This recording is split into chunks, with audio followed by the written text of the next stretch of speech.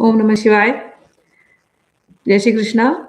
आप जैसे प्यारे-प्यारे भक्तों और व्यूअर्स के लिए रुद्राष्टकम अर्थ सहित बोलने का प्रयास करते हैं। अब शिव जी और माता उमा हम पर कृपा करें और हमारे गुरुजन हम पर कृपा करें और बिल्कुल सरल शब्दों में हम भावपूर्वक रुद्राष्टकम को का श्रवण करें और जो वो समझाना चाहें उसको समझें। नमामि शमीशान निर्वाण रूपम् विभुं व्यापकं ब्रह्मवेदस्वरूपम् निजं निर्गुणं निर्विकल्पं निरीहम् चिदाकाश आकाशवासं भजेऽहम्। ये भगवान शिव का यहाँ पर वर्णन हो रहा है। शुरू निराकार रूप से होता है और अंत में भगवान का साकार रूप का वर्णन होता है। भगवान शिव के एक-एक ये जो श्लोक हैं, ये तुलसीदास जी ने लिखे हैं और एक-एक श्लोक में एक-एक शब्द जो है वो भगवान के नाम ही हैं और हर नाम भगवान के गुणों को डिस्क्राइब कर रहा है, भगवान के गुणों का वर्णन करता है। तो शुरुआत करते हैं नमामीशम। हे भगवान, हे भगवान शिव, ये निराकार रूप है। आप ईश हैं। आप सबके ईश का अर्थ होता है कंट्रोलर, नियामक, जो सबके नियंता, कंट्रोल करते हैं जो सबको, सभी कुछ उन्हीं के अंडर में है। तो भगवान कौन है? सबके नियंता। तो हे भगवान शिव, नमामि शमीशान निर्वाण रूपम। हे भगवान शिव, आप सभी के ईश हैं। आप ईशान कोण में रहने वाले, आप ईशान हैं और आप निर्वाण पद हैं। निर्वाण रूपम, निर्वाण यानी जो मुक्ति दे दे ऐसे। तो हे भगवान, आप सबको मुक्ति देने वाले वो निर्वाण पद, वो आप हैं। विभुम व्यापकम ब्रह्म वेद स्वरूपम। हे प्रभु, आप विभु हैं। आपकी अनेकों विभूतियां हैं। आप व्यापक हैं, आप सर्वत्र फैले हुए हैं। विभु व्यापक यानी कि ओमनी प्रेजेंट, ऑल परवेडिंग। जहां दृष्टि घुमाओ, जहां दृष्टि दिखाओ घुमाओ, कण कण में शंकर, कण कण में शंकर, क्षण क्षण में शंकर। जहां दृष्टि दिखाओ हे भगवान, हर तत्व में केवल आप ही हैं। आप विभु हैं, आप व्यापक हैं। विभु व्यापकम ब्रह्म, वो ब्रह्म तत्व जिसको वेदांती जिसकी चर्चा करते हैं, वो ब्रह्म आप हैं। ब्रह्म वेद स्वरूपम। वेद, वेद का अर्थ होता है ज्ञान। वो वेद का स्वरूप वो कौन है? वो आप हैं। आप ही वो ज्ञान है। तो हे शिव जी, मैं आपको नमस्कार, हम आपको नमस्कार करते हैं। आप जो जीवों के ईश हैं, आप जो ईशान कोण में रहते हैं, आप जो निर्वाण रूपी हैं, आप जो विभु व्यापक हैं, आप जो ब्रह्म स्वरूप हैं, आप जो वेद स्वरूप हैं, आप ही हैं जो ज्ञान स्वरूप हैं। वेदों के द्वारा आप ही को जाना जाता है। वेद जिस वस्तु को का संकेत करते हैं, जिनका संकेत करते हैं, वो तो आप ही हैं। सभी के ईश आप ही हैं। आपको प्रणाम है।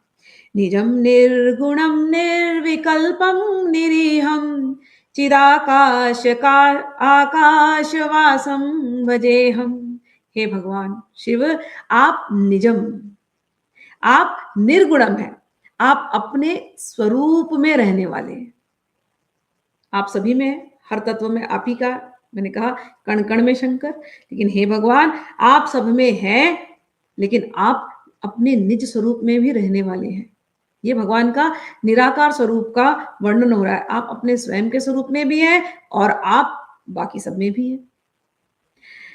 निजम निर्गुणम निर्विकल्पम निरीहम। आप निर्गुण हैं। आपको निर्गुण का अर्थ होता है ये प्रकृति के 3 गुण, सात्विक, राजसिक, तामसिक। इन गुणों से आपको बांधा नहीं जा सकता। इन गुणों से आपको का वर्णन नहीं किया जा सकता। आप तो गुणातीत हैं, प्रकृति के इन 3 गुणों के ऊपर। प्रकृति तो आपसे चलती है। आप इन तीनों गुणों के ऊपर निर्गुणातीत जो होता है, त्रय गुणातीत जो होता है, उसको कहते हैं निर्गुणम। निजम निर्गुणम निर्विकल्पम निरीहम। आप निर्विकल्प है, भेद रहित हैं, सबके अंदर आप हैं और सब कुछ आपके अंदर है। आप ही शिव हैं और जो कुछ भी जहां भी देखो वही शिव तत्व है। निर्विकल्पम, आप भेद रहित हैं। निरीहम, आप इच्छा रहित हैं, आपके अंदर कोई इच्छा नहीं है। निजम निर्गुणम निर्विकल्पम निरीहम चिदाकाशमाकाशवासम भजेहम। हे मेरे शिव, आप जो हर कण कण में हैं, आप जो ब्रह्म स्वरूप हैं, आप जो ज्ञान स्वरूप हैं, आप ऐसा प्रतीत होता है सर्वत्र आप ही हैं। तो जब आकाश को देखते हैं तो लगता है हे भगवान अब आप आकाश में हैं, लेकिन वही आकाश स्वरूप आप चिदानंद, चिदा आकाश में है। चिद यानी कॉन्शियसनेस, चेतना। आप चेतना रूपी आकाश में हैं। हर जीवों के अंदर जो चेतना है, उस चेतना रूप में, उस चेतना चिदा आकाश में हे भगवान, हे शिव जी, आपके दर्शन होते हैं। ये भगवान आपका निराकार रूप है। सभी के अंदर आप चिदाकाश रूप में, सभी जीवों के अंदर चेतना रूप में वो आप हैं। चिदाकाशमाकाश वासम भजे हम। हे भगवान, दृष्टि खोलते हैं तो आप नजर आते हैं, दृष्टि बंद करते हैं तो चेतना के रूप में आप ही नजर आते हैं। अंदर देखूं यहाँ बाहर देखूं, हे शिव जी, बस आप ही आप हैं, ऐसा इसका अर्थ आता है। ये भगवान के निराकार रूप का, जहां दृष्टि घुमाई वहां केवल शिव तत्व ही है, शिव तत्व ही है। आगे, निराकारमोङ्कारमूलं तुरीयं गिरा ज्ञान गोतीतमीशं गिरीशं। कहते हैं भगवान आप निराकार हैं। कैसे कोई बताए भगवान का आकार? कैसे? क्या भगवान वृक्ष में है? हाँ है।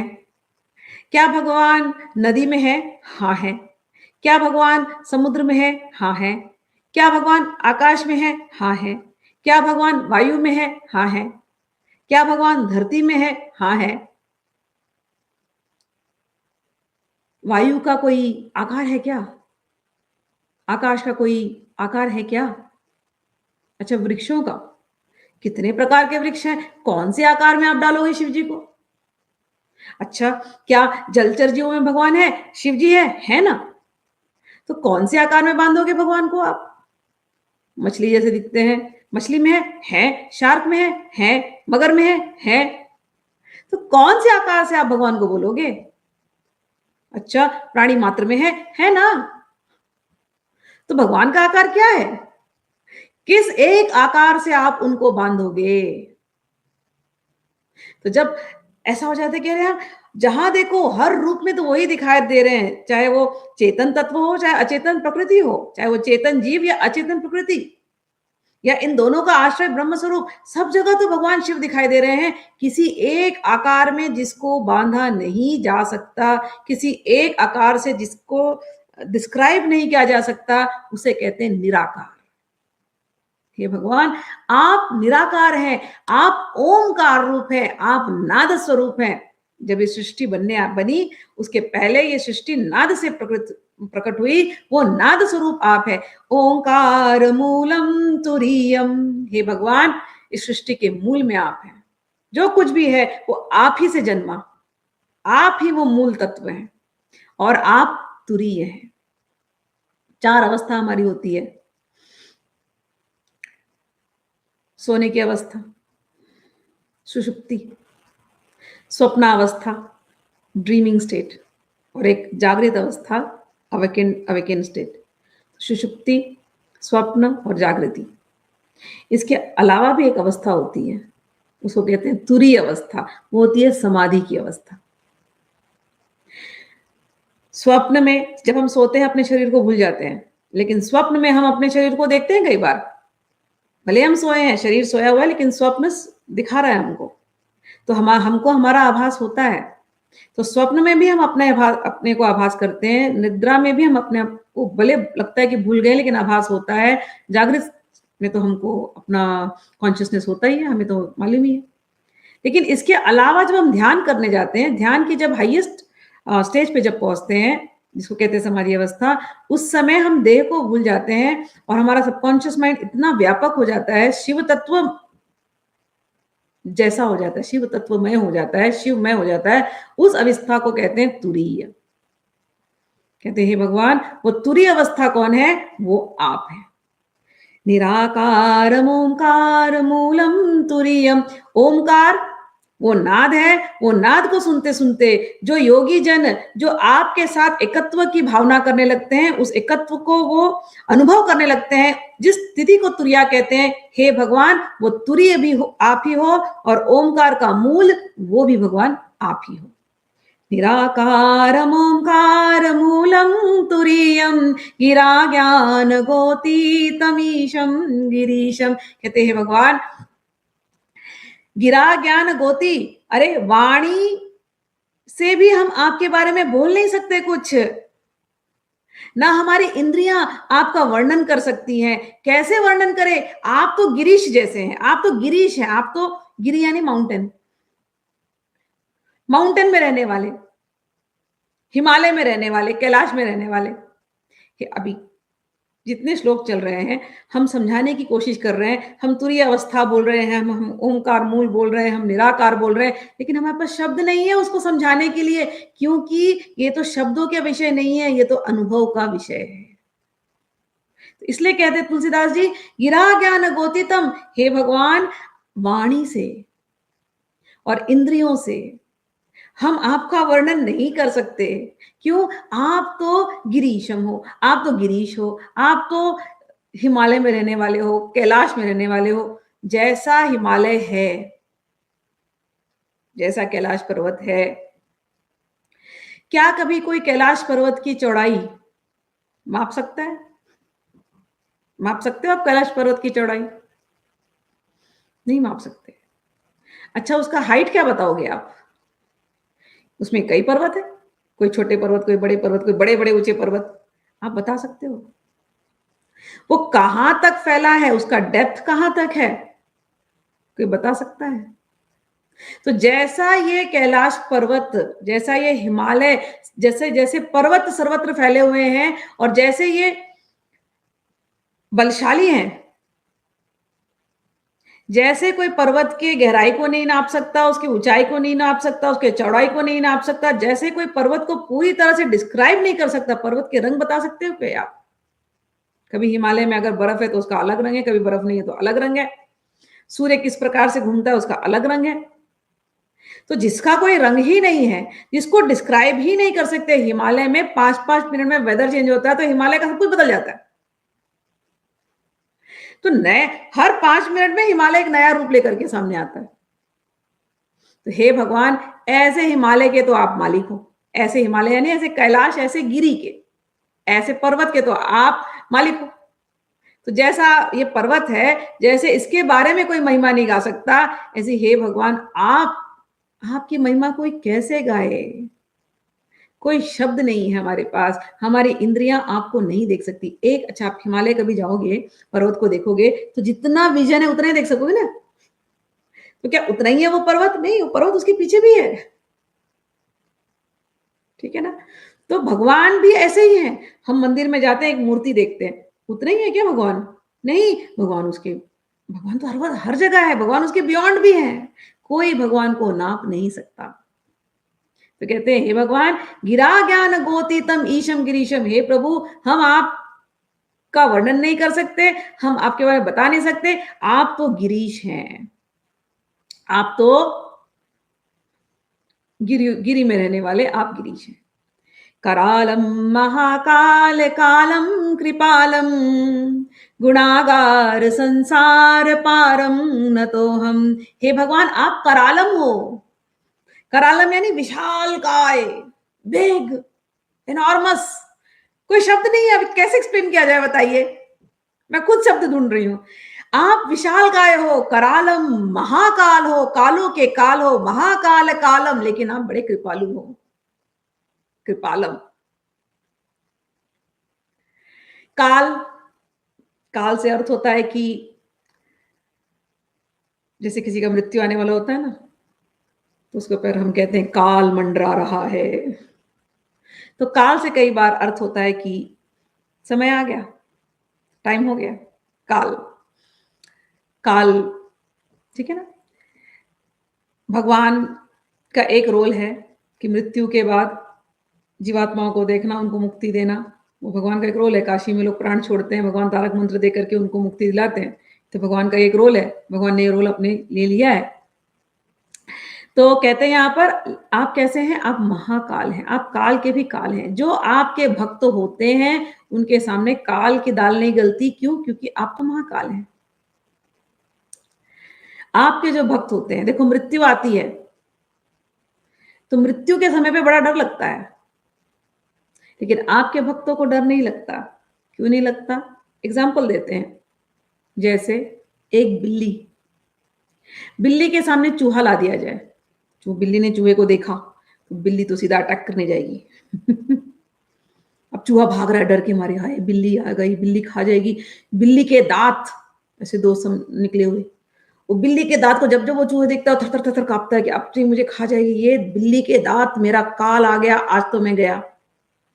तो बिल्ली के दांत चूहे को काल जैसे नजर आते हैं, और वही बिल्ली उसके बच्चे को तो वो काल नहीं नजर आता। वही बिल्ली के दांत उसके बच्चों को प्रोटेक्शन नजर आता है, वात्सल्य नजर आता है उसमें। बिल्ली उसी दांतों से अपने बच्चों को ऐसे मुंह से उठाती है, उठा करके न जाने कितने बालकनी लांग जाएगी, और लांग करके कहीं सुरक्षित जगह पे रख करके आती है, अपने बच्चों का ख्याल रखती है। तो बिल्ली के दांत चूहे को काल स्वरूप नजर आते हैं, मृत्यु स्वरूप नजर आते हैं, लेकिन बिल्ली के दांत बिल्ली के बच्चों को माँ का प्यार नजर आता है, उसमें माँ की सुरक्षा नजर आती है। तो उसी प्रकार से भगवान शिव के जो भक्त होते हैं उनको मृत्यु से डर नहीं लगता, काल उनका कुछ नहीं बिगाड़ सकता, यमराज उनका कुछ नहीं बिगाड़ते। क्यों? कालों के काल महाकाल उनकी रक्षा करते हैं। तो इसलिए कहते हैं आप बड़े कृपालु हैं, आपके शिव भक्तों पर तो बहुत ज्यादा कृपालु हैं। महाकाल कालम कृपालम गुणागार संसार पारम न तो हम।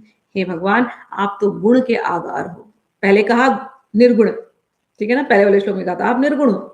निर्गुण यानी सत्व रजस तमस इनसे ऊपर हो।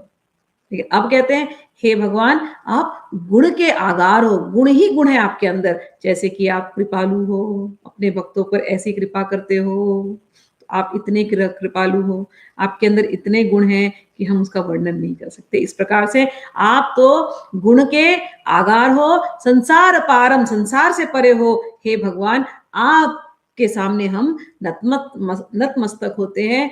गुणागार संसार पारम न तो हम। अब आगे और एक्सप्लेन करते हैं। तुषाराद्रिसम काश गौरम गभीरम मनोभूत कोटि प्रभासी शरीरम स्फुरल्मौलिकल्लोलिनी चारु गंगा लसद्भाल बालेन्दु कंठे भुजंगा। कहते हैं भगवान, आप तुषाराद्रि, तुषाराद्रि यानी हिमालय, आप हिमालय की तरह, पहले मैंने एक्सप्लेन कर दिया हिमालय कैसा है, कितना चौड़ा है, कितना ये है, भारी है। आप बिल्कुल हिमालय के जैसे हो। और हिमालय की एक और क्वालिटी है, हिमालय को जैसे ही आप स्मरण करो, क्या है हिमालय में? ठंड। कहते हैं आप बिल्कुल वैसे ही शांत, जैसे हिमालय है वैसे ही आप है। जीव तपते हैं, जब आपके शरण में आते हैं आप उनको ठंडक देते हो।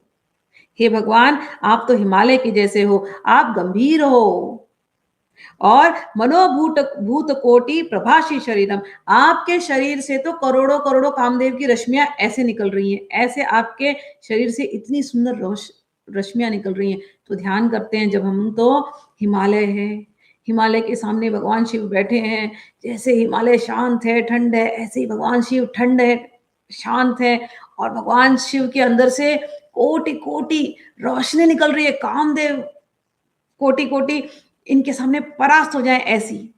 और उसके पहले कहा कि आप गंभीर हो, कि आपको इतने कंट्रोल है भगवान कि आपको कामदेव परेशान नहीं कर सकते। आप लोगों को लीला पता है, भगवान तपस्या में लीन थे, भगवान ने आंख खोले, नेत्र खोले, तो कामदेव वहां भस्म हो गया था। और फिर भगवान अपने साधना में लग गए थे। और फिर ललिता देवी आई और फिर ललिता देवी ने इनको अपना वर बनाया, तो इनका एक नाम पड़ा है कामेश्वर। जब ये कामेश्वर कहलाते हैं तो उस समय उनकी जो शोभा होती है वो यही है, मनोभूत कोटि प्रभा श्री शरीरम। अरे उनके अंदर से इतनी रोशनी निकलती है, करोड़ों करोड़ों कामदेव परास्त इनके आगे। इतने सुंदर हमारे शिव जी लगते हैं कामेश्वर रूप में।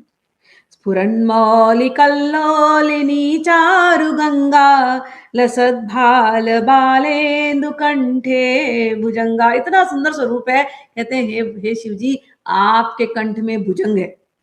इनकी इनकी जो श्रृंगार होता है ऐसी होता है, कंठ में कोई भुजंग, भुजंग यानी नाग और सर्प। किसी के गले में नाग और सर्प रहेगा उसे डरना चाहिए ना। तो नहीं, इनको थोड़ी डर लगा। इनके सर में इनके गले में नाग है, लेकिन अपने मस्तक पर इन्होंने चंद्रमा को धारण करके रखा है और ऊपर से गंगा बह रही है खल खल खल खल खल खल खल। ये चंद्रमा और ये गंगा और पीछे वो हिमालय, ये क्या दर्शाता है? ये दर्शाता है कि भगवान ने सब धारण करके रखा है। वो ऐसे जंगल में रहते हैं लेकिन फिर भी उनको कोई डर नहीं है, वो बड़े शांत से रहते हैं। जैसे चंद्रमा ठंडक है, उनका भी मन एकदम ठंडा रहता है और उन्होंने सर पे गंगा को धारण करके रखा है, बिल्कुल शांत स्वरूप रहते हैं। तो भगवान के जो भक्त हैं, जो इस प्रकार से भगवान पर ध्यान करते हैं, शिव जी के भक्त को बिल्कुल ऐसा ही होना चाहिए। भुजंग से अर्थ होता है हमारी नेगेटिविटीज, हमारी परेशानियां। भुजंग यानी विष देने वाला, है ना, सर्प विषैला होता है। तो विषय, ये जो संसार में हम जहां रहते हैं सब कुछ इतना विषैला है, लेकिन उस विष को भी भगवान शिव जी लेकर के, उस विषैले सर्प को भी भगवान शिव जी अपने गले का हार बना लेते हैं, और गले में तो विष रहता ही उनके। इतना सब कुछ होते हुए भी उनका स्वरूप क्या है? शांत। माथे पे क्या है? चंद्रमा, शांत। सर पर क्या है? गंगा जी बह रही हैं, शांत। तो शिव के भक्त कैसे होते हैं? बिल्कुल शांत। शिव का स्वरूप क्या है? कल्याणमय, शांत। ये शिव का स्वरूप है। और कैसा है शिव का स्वरूप? चलत कुंडलम भ्रूसुनेत्रम विशालम प्रसन्नाननम नीलकंठम दयालम मृगाधीष्म चर्मांबरम मुंडमालाम प्रियम शंकरम सर्वनाथम भजामि। भगवान शिव जब चलते हैं हिमालय में, चलत कुंडलम, अरे कानों में उन्होंने कुंडल डाले हुए हैं, तो जब चलते हैं तो कुंडल उनकी हिलती है, इतने सुंदर लगते हैं। भ्रू नेत्रम विशालम, अरे उनके नेत्र, अब देखो साकार रूप आ गया, अभी तक निराकार चल रहा था, अब साकार रूप। हिमालय में चल रहे हैं तो कुंडल उनके हिलते हैं। नेत्र, जब वो कामेश्वरी श्री ललिता को देखते हैं तो नेत्र उनके हिलते हैं प्रेम से, और प्रेम से वो अपने भक्तों को देखते हैं, अपने गणों को देखते हैं। ऐसे सुंदर सुंदर विशाल नेत्र, जिससे वो अपने सभी गणों को, अपने सभी भक्तों को वो आशीर्वाद बांटते रहते हैं। चलत कुंडलम भ्रूसुनेत्रम विशालम प्रसन्नाननम नीलकंठम दयालम। अरे हमारे भगवान शिव प्रसन्नाननम, चेहरा उनका इतना प्रसन्न है, देखते ही आनंद आ जाए। नीलकंठम, नीला नीला कंठ है, और दयालम, बहुत दयालु है, बहुत दयालु। गुणागार, कृपालु, दयालु, भोले भंडारी, ये हमारे शिव जी हैं। मृगाधीश चर्मांबरम मुंडमालाम, और उन्होंने, उनका जो श्रृंगार बड़ा विचित्र सा श्रृंगार है। गले में, मतलब गले में उन्होंने माला के रूप में नाग को पहन करके रखा हुआ है, और उन्होंने मृगाधीश चर्म, उन्होंने एक डियर स्किन, वो हिरण का जो चमड़ा है उसको उन्होंने अपना कपड़ा बना लिया है, और मुंड मालाम, और मुंड की माला पहन करके रखी है। प्रियम शंकरम सर्वनाथम भजामी, ऐसे सुंदर लेकिन लगते हैं। ऐसे स्वरूप में भी जिन्होंने, जो ये इनका स्वरूप है कि मृग चर्म पहने हुए हैं और मुंड माला धारण किए हुए हैं, नागों को गले में धारण करके रखे हुए हैं, लेकिन जब वो देखते हैं अपने भक्तों के तरफ तो कहते हैं प्रियम शंकरम। आहा, इतने प्रिय लगते हैं, इतने प्रिय लगते हैं। क्या कहा जाए, प्रियम शंकरम सर्वनाथम भजामि, अरे सभी के ये नाथ है, ऐसे प्रिय शंकर को हम भजन करते हैं।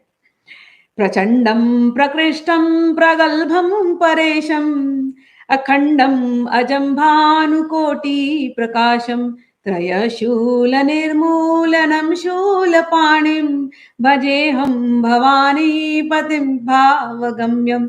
जब भक्त दर्शन करते हैं भगवान के साकार रूप का, भगवान उनको देख रहे हैं, भक्त उनको देख रहे हैं, कहते हैं प्रचंडम, अरे वो प्रचंड दिखते हैं, प्रकृष्टम वो सर्वश्रेष्ठ हैं, प्रचंड यानी उनके उनके तुलना में कोई नहीं है, वही प्रचंड सबसे स्ट्रॉन्गेस्ट, और प्रकृष्टम सबसे सर्वश्रेष्ठ अगर कोई है तो वही है, प्रगल्भम सर्व तेजस्वी अगर कोई है तो श्री शिव है, परेशम सबसे बड़े ईश्वर अगर कोई है तो वो शिव है, अखंडम जहां नेत्र घुमाओ वहां केवल शिव ही शिव है, अखंड अजम जिनका जन्म नहीं होता, जो जन्म नहीं लेते, जो हमेशा ही रहते हैं। हम जीवों का जन्म लेते हैं, हम जीव जन्म लेते हैं मरते हैं, लेकिन शिव, शिव का जन्म नहीं होता, शिव हमेशा से थे, हमेशा हैं, हमेशा रहेंगे।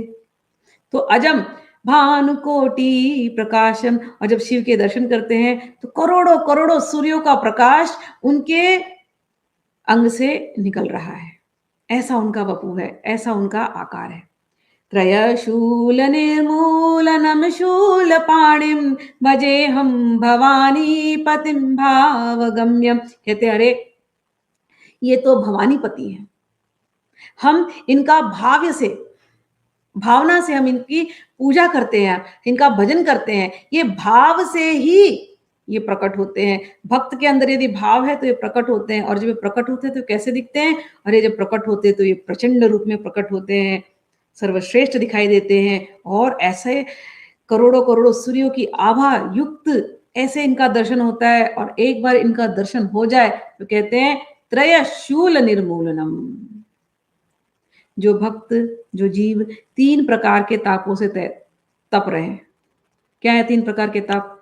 देखो, एक शरीर से अधिभौतिक, कि शरीर में कुछ ना कुछ बीमारियां होती रहती हैं, तो वो ताप से तपते रहते हैं हम, ठीक है। आधिदैविक, कि कभी कभी देवता लोग हमको सताते रहते हैं, हमको पता ही नहीं क्यों चल रहा है, कभी कोई सूर्य है तो कभी राहु केतु ये सब ग्रह हमको सताते हैं, ये हो गया। फिर नेचर में कभी कुछ टोर्नेडो आ गया, अर्थक्वेक आ गया, बारिश आ गई तो हमको सता दिया, अभी बीमारी आ रही है, अभी हम लोग कोविड में सते थे, ये सब हमारे कंट्रोल के बाहर है। तो एक शरीर में ताप होती है, एक बाहर के जो दैवी जो आपदा जिसको हम कहते हैं दैवी, उसको कहते हैं आदि दैविक, तो आदि भौतिक आदि दैविक, और एक होती आध्यात्मिक ताप। तो आध्यात्मिक ताप का ऐसा है कि सब कुछ ठीक चल रहा है, सरल शब्दों में समझाऊं, सब कुछ ठीक चल रहा है, शरीर भी ठीक है, बाहर का भी ठीक है, लेकिन फिर भी व्यक्ति अंदर से तपा हुआ है, पता ही नहीं क्यों, क्यों दुख में है, क्यों दर्द में है, पता ही नहीं, डिप्रेशन, एंजाइटी, स्ट्रेस, टेंशन सब लिए हुए, आत्मा को जैसे शांति ही नहीं, बेचैन। तो आध्यात्मिक ताप, 3 प्रकार के तापों से हर जीव सत रहा है, तप रहा है, तो उसको शांति कहाँ मिलेगी? कहते हैं अरे एक बार तुम शिव जी के दर्शन कर लो, शिव जी के भक्त बन जाओ, उनके त्रिशूल का दर्शन कर लो, ये जो त्रिशूल है ये तीनों प्रकार के तापों को ये नष्ट कर देगा। त्रय शूल शूल निर्मूलनम शूल पाणी, ये जो शूल पाणी जिन्होंने त्रिशूल को धारण किया है, इनके दर्शन मात्र से आपके तीनों ताप ये निर्मूल, मतलब जड़ से ये समाप्त हो जाएंगे। भजे हम भवानी पतिम भावगम्यम, हम ऐसे भवानी पति श्री शिव का बड़े प्रेम से उनका हम भजन करते हैं। कलातीत कल्याण कल्पांतकारी सदा सज्जनानंद दाता पुरारी सच्चिदानंद समदोह मोहा पहारी प्रसीद प्रसीद प्रभो मन्मथारी। हे भगवान, आप कलातीत, आप कल्याण हैं, कल्याणकारी हैं, आप कल्पांतकारी हैं। कल्प हम कहते हैं 4 युग होती है हमारे यहाँ, चतुर्युग, तो चतुर्युग, एक चतुर्युग one day and one night of Brahma is called kalpa. तो ब्रह्मा के एक दिन में एक चतुर्युग आती है, सतयुग, कलयुग, सतयुग, द्वापर, त्रेता, कलयुग, ऐसे। तो ये 2 बार कर दीजिए तो ये ब्रह्मा जी का एक कल्प होता है, इसको हम कल्प कहते हैं। तो हर कल्प का एंड का जो काम करना होता है ना, एनाइलेशन, संहार का काम, वो संहार का काम किसका है? वो रुद्र का काम है। रुद्र लीला कहते हैं उसको हमारे यहाँ। तो रुद्र लीला कहते हैं, वो शिव जी का एक रूप है। तो कहते हैं कल्पांतकारी, आप ही कल्पों का अंत करने वाले हैं। लेकिन ये कल्पों का अंत की चिंता भक्तों को नहीं होती, क्योंकि चाहे कल्प रहे या कल्प न रहे, भगवान के जो भक्त हैं वो तो हमेशा भगवान के साथ रहते हैं, उनको कल्प अंत नहीं करता, वो रहते हैं वैसे के वैसे। लेकिन आप कल्पों का अंत करते हैं।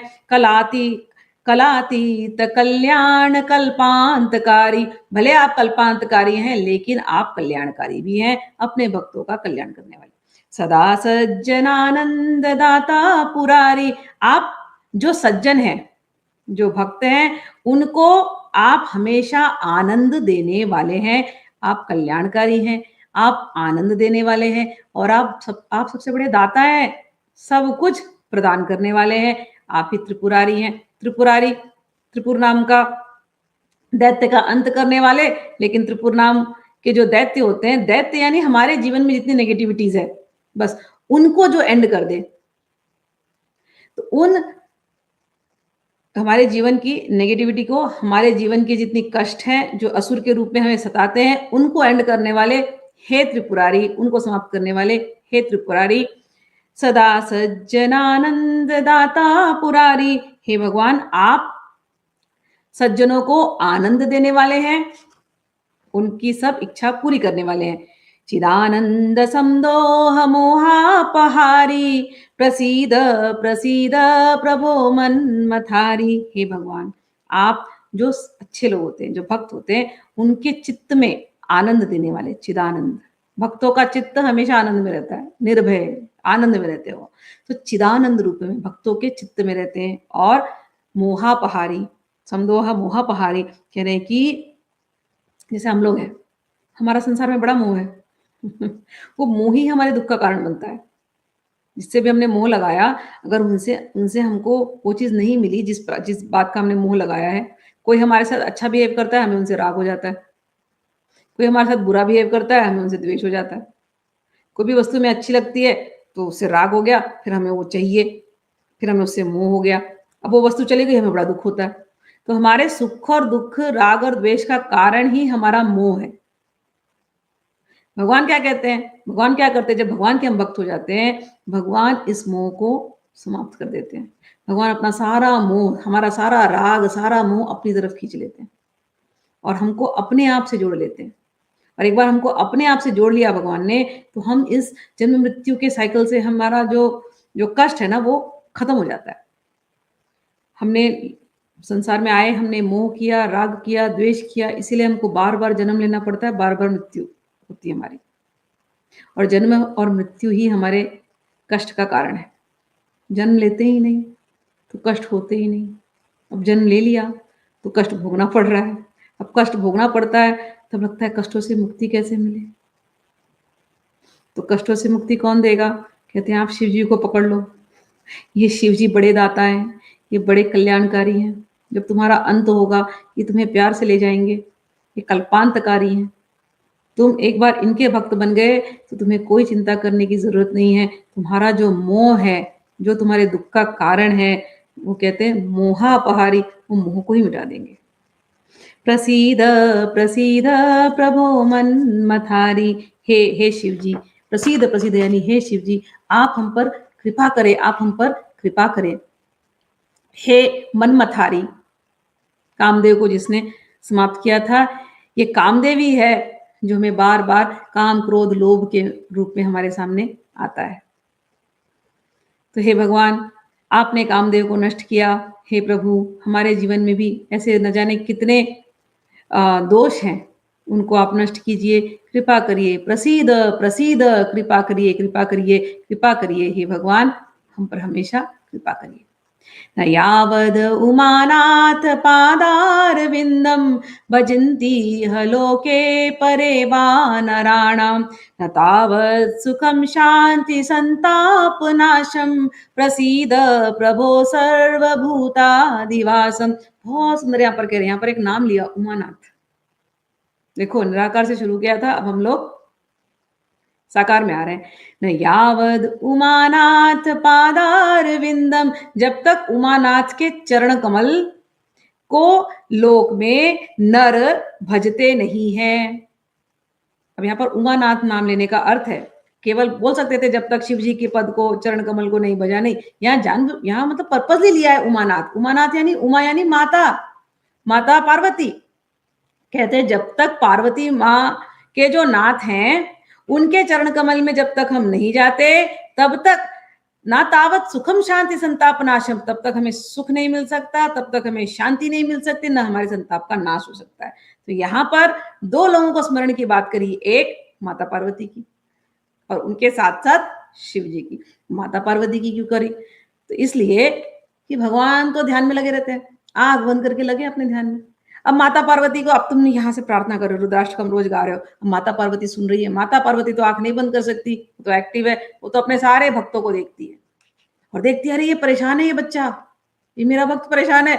तो माता पार्वती जाकर के शिव जी को बोलती है नेत्र खोलो, जरा कृपया कृपा दृष्टि करो, ये भक्त तुमको कब से बुला रहा है, तो इसके ऊपर तुम कृपा करो।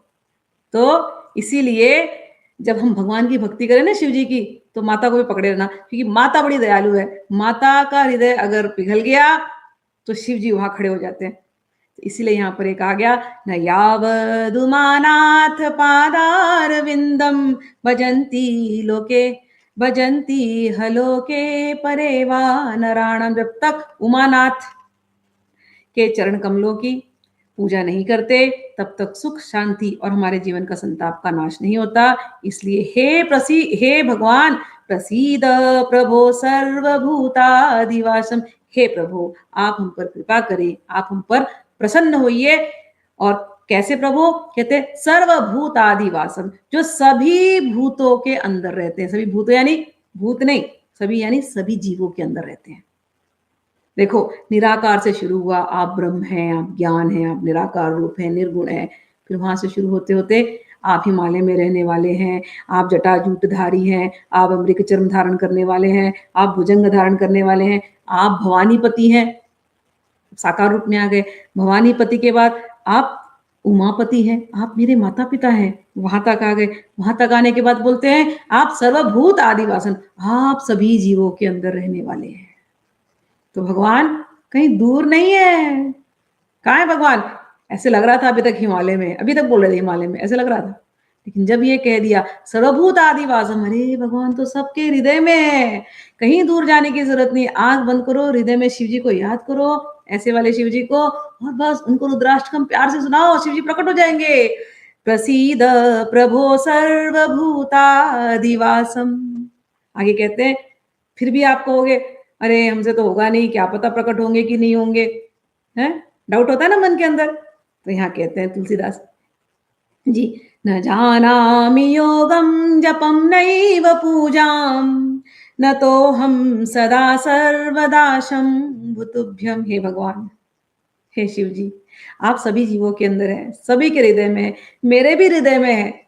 लेकिन मैं आपसे सच बता रहा हूं, हम आपसे सच बोल रहे हैं प्रभु, न जानामि योगम, हम योग नहीं जानते। जपम नैव पूजा, पूजा भी नहीं करते, जप भी नहीं जानते। फिर भी प्रभु न तो हम आपके चरणों में नतमस्तक होते हैं, सदा सदा नतमस्तक होते हैं। न तो हम सदा सर्वदा शंभुतुभ्यम। हे शंभु, हे भोलेनाथ, हम आपके चरणों में नतमस्तक होते हैं। जरा जन्म दुःखौगताताप्यमानम् प्रभो पाहि आपन्न मामीश शंभो। हे भगवान, हम बस आपके शरण में आ गए हैं। न जप आता है, न तप है, न योग है, न कुछ नहीं है प्रभु, लेकिन हे भगवान हम आपके शरणों में हैं। जरा जन्म दुख, ये जो ताप हमको सताए जा रहे हैं, इनसे आप हमको मुक्ति दीजिए, हे प्रभु हम आपके चरणों में हैं। प्रभु पाही, हे भगवान कृपा दृष्टि से हमको देखिए। प्रभु पाही आपन मामीश शंभो, हम तो केवल आपके हैं, आप शंभो हमारे हैं, हम और कहाँ जाए आपके अतिरिक्त। इस प्रकार से अपनी भावना शंभो को दे दीजिए। शंभो कहीं दूर नहीं है, शंभो आपके हृदय में, अपने हृदय के आकाश में, चिदानंद आकाश वासम, अपने हृदय के आकाश में शंभु का ध्यान कीजिए, शिव जी का ध्यान कीजिए और इस प्रकार से उनसे बोलिए। आगे कहते हैं इसका फल क्या है। रुद्राष्टकम इदम प्रोक्तम विप्रेण हरतोषये, ये पठन्ति नरा भक्त्या तेषां शंभु प्रसीदति। जो ये रुद्राष्टक बड़े भावना से रोज पढ़ता है, भगवान शिव को सुनाता है, कहते हैं उसके ऊपर भगवान शिव शंभु जरूर प्रसन्न होते हैं। इति श्री गोस्वामी तुलसीदास कृतम श्री रुद्राष्टकम संपूर्णम। भगवान शिव आप सब पर कृपा करें, हम पर भी कृपा करें। वाणी की ये सेवा शिव के भक्तों को और शिव जी को समर्पित है। जय श्री कृष्णा। ओम नमः शिवाय। हरि बोल।